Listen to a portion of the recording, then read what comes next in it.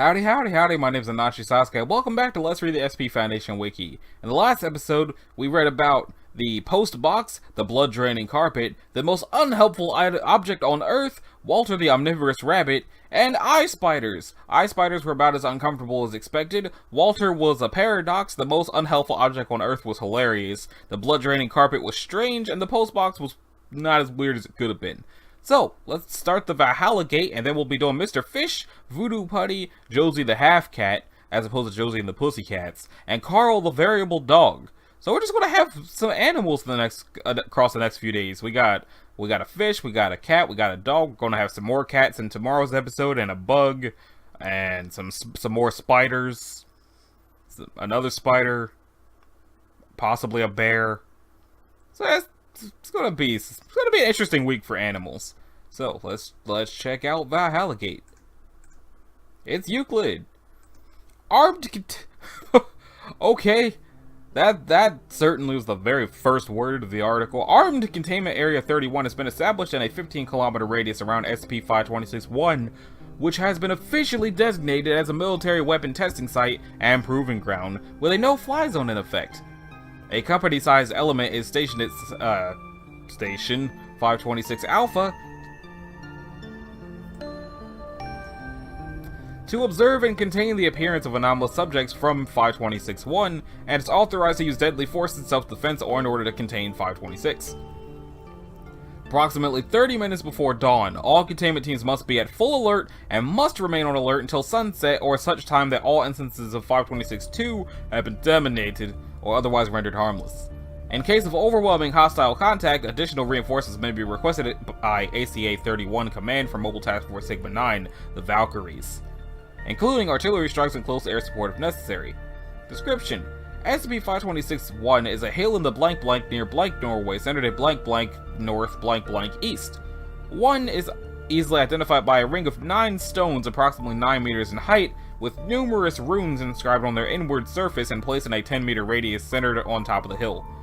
Every day at sunrise, give or take 15 minutes, a group of individuals will appear on 1, designated 2, fully armed and combat ready. These individuals usually appear to be temporally displaced, but all individuals within a single instance of 2 will be from the same time period and appear to be in fact from the same military unit. Instances of 2 have numbered from 10 to 300, and have varied from primitive humans armed with only stone weapons to modern special forces units with sophisticated equipment. 2 will typically fortify themselves on or around 1, and in 92% of instances will simply remain stationary until sunset. In the remaining instances, 2 will move away from 1 and attempt to attack any individuals they encounter. Even when 2 is stationary, however, 2 will attack anyone attempting to approach 1. Armed containment teams are stationed on site to observe 1 and engage 2 in case of aggression. Immediately after sunset, all instances of 2 will disappear, whether alive or dead. SCP-526 came to the Foundation's attention on blank blank 19-something after 3 individuals were hospitalized after being attacked by a bunch of Vikings with axes. Class A amnestics were administered to witnesses, and additional reports have been attributed to delusional intoxication. Addendum 1, notable incident log for 526. On blank blank 1990-something, approximately 40 archers, probably English nationality, wielding longbows and swords. 1 containment team member wounded during reconnaissance. 1990-something. A group of 30 men dressed in animal skins wielding stone axes and clubs attacked Site 526 Alpha and were terminated via automatic weapons fire. No Foundation casualties sustained. Blank blank 2000-something. A platoon of 20 soldiers, Russian nationality, armed with rifles and wearing uniforms identified as being standard in the World War II era, traded fire with recon team, resulting in 2 casualties but otherwise remained stationary around 1. Blank blank 2000-something. A group of approximately 30 personnel armed with data expunged and data expunged, identified as members of Mobile Task Force Redacted, all declared KIA on blank blank blank while attempting to recontain SCP blank. Attempts to communicate with personnel failed, and containment teams sustained 3 KIA and 11 wounded in action before MTF Sigma-9 reinforcements arrived, and 2 was suppressed with sustained support fire from Foundation AC-130 gunship Thor's Hammer. I feel like there's probably not going to be any other instances of MTF Valkyries with the gunship Thor's Hammer, unless there are any other entries that are Norse-based. Because it is entirely too on the nose for them to just have that. Now it's time for Mr. Fish. Better not be Keter, Mr. Fish. Okay. What?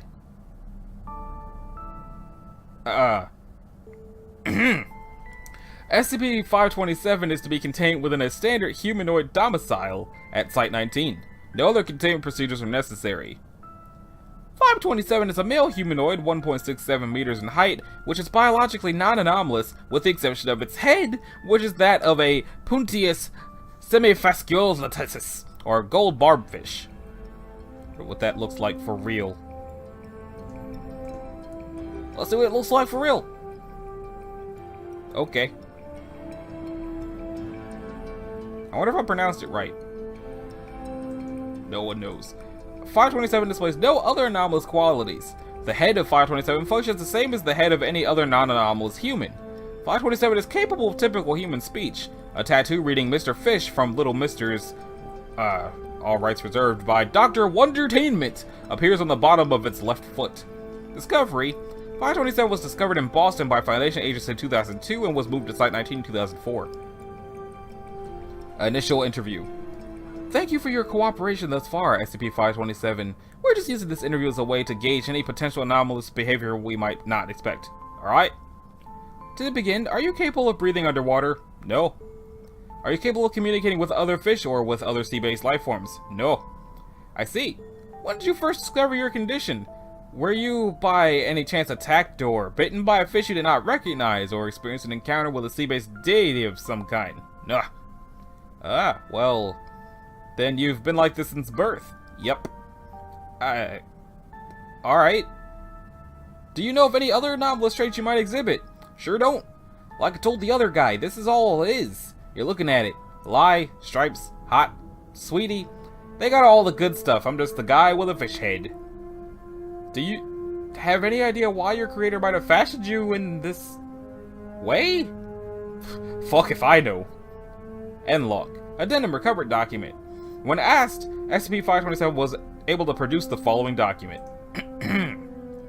Wow! You just found yourself your very own Little Mister, a limited edition collection from Dr. Wondertainment. Find them all and become Mr. Collector.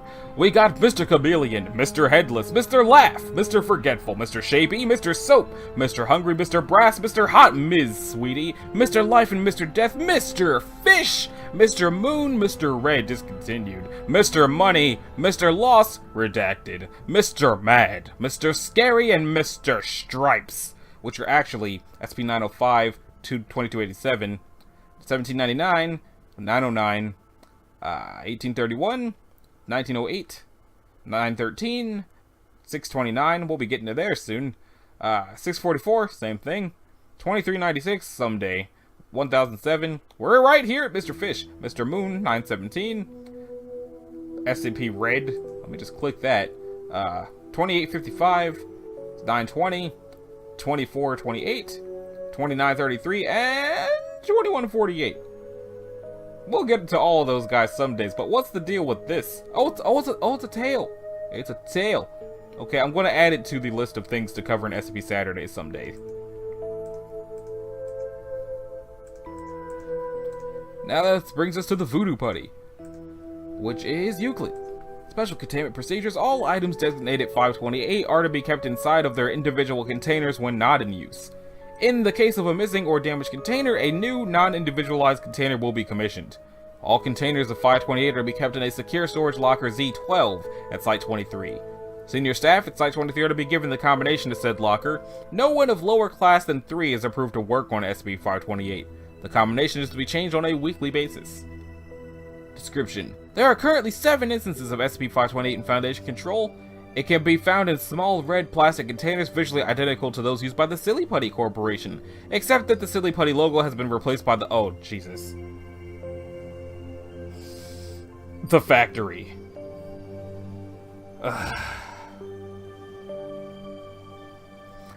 SCP-528 appears to be an inorganic polymer composed of 65% dimethylsiloxane hydroxyl terminated polymers with boric acid, 17% silica, crystalline quartz, 9% thick citral castor oil derivative, 4% polydimethylsiloxane, 1% decamethyl cyclopentasiloxane, 1% glycerin, and 1% titanium dioxide. I wonder if that actually comes out to 100%.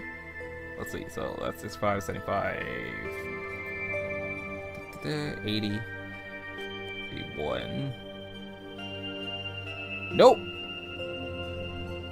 Anyway. While similar to common silly putty, 528 has several differences. It has been proven to be completely resistant to tearing. No, I need to know.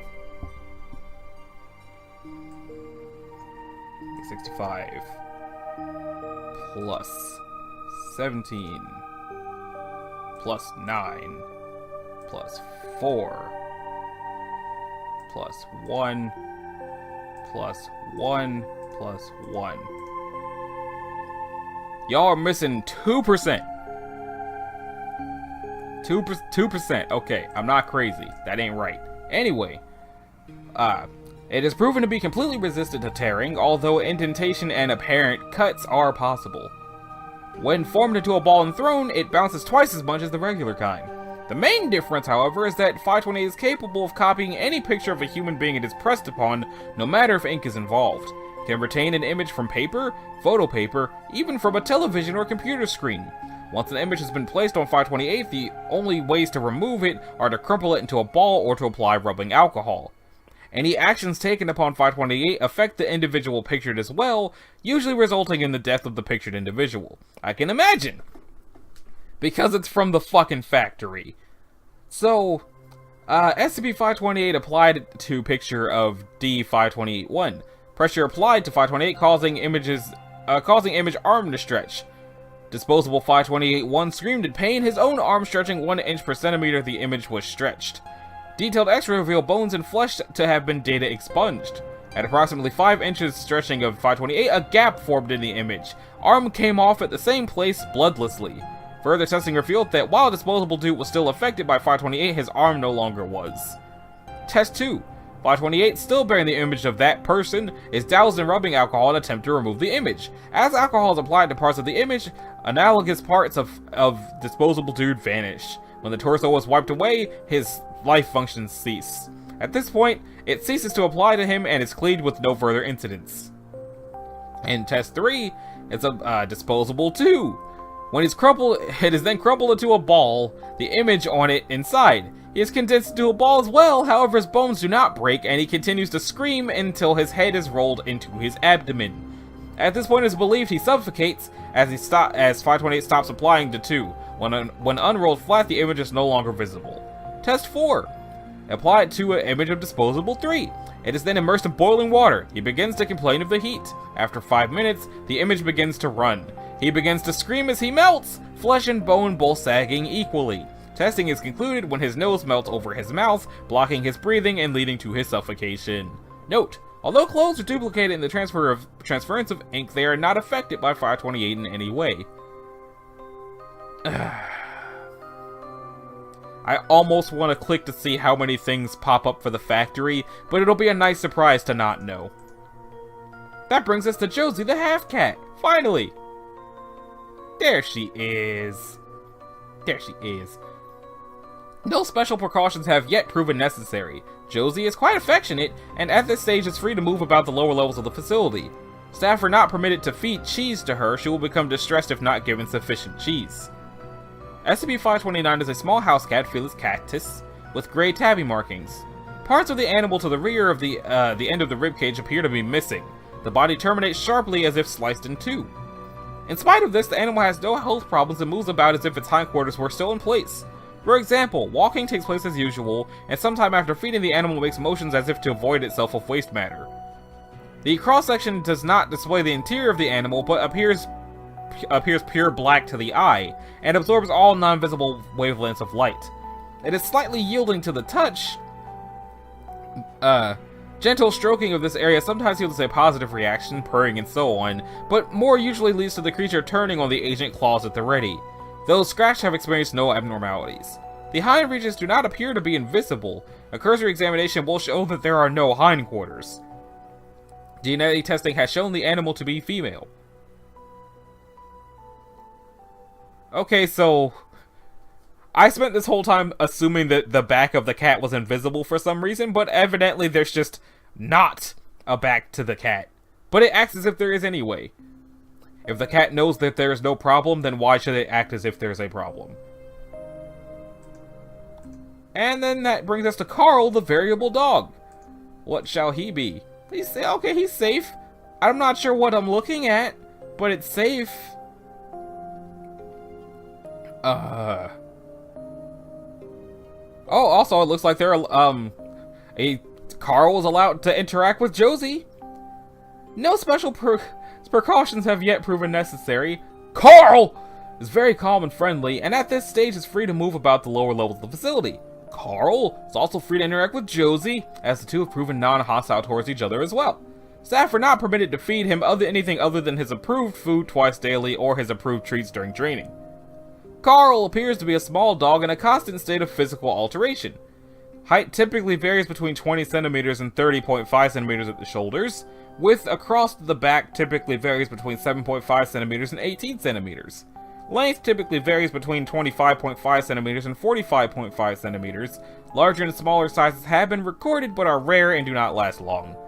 The code of Karl is also in a state of constant change. To date, 467 different hues have been recorded, as well as an unidentified number of patterns. The most extreme flux comes from the growth or absorption of additional limbs, noses, mouths, ears, eyes, and other body parts. While these typically do not last longer than 24 hours, a third eye located slightly left of the center on top of Karl's head has remained since approximately 1/2 hour after its discovery. Addendum 53203A. Agent Blankety Blank fed Karl a slice of deli ham of standard proportions in clear violation of dietary regimen.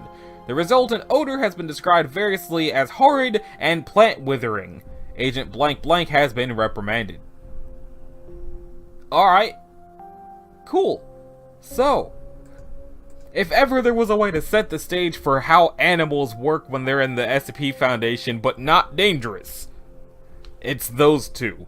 So, that being said, that about does it for episode what is this? 116? 116 of Let's Read the SCP Foundation Wiki. If you liked it, a like and a subscribe will be groovy. If you didn't, you would need to do either one of those things. And I'll see y'all in the next one, starting with the paired brass guard cats.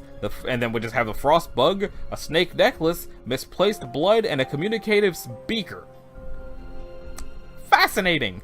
So, thanks again, and I'll see y'all in the next one. Later!